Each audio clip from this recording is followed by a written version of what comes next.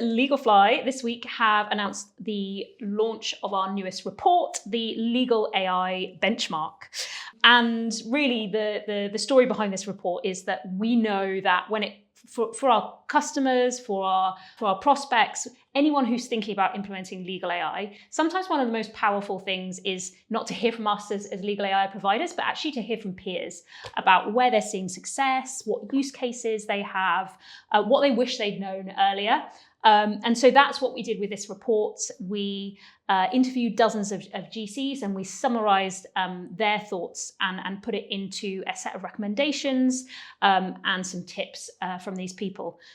What did you think of the report, Ruben? And were there any particular takeaways for you? One of the things that I remember very well is of a US government agency, one of the deputy COOs actually made a comment that the biggest mistake that they made was not to get started with AI, but was actually to get started 6 months too late with AI. Like the business impact that they realized already after the first week was so significant that they would have wished they started the project much quicker. Yeah, and there's definitely something to be said where you get this feeling from people sometimes of kind of waiting on the perfect time or waiting before they have their systems in place, their templates, etc.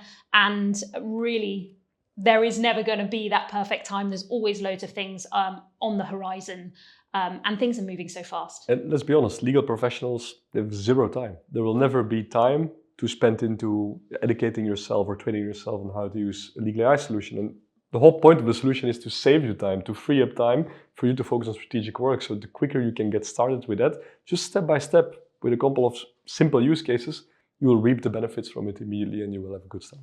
And let's be honest, let's be real about this. You do have to invest some time before you get the benefits. Some of the customization, there are many things to make that easier, but you do need to think about what you want to do and do it intentionally.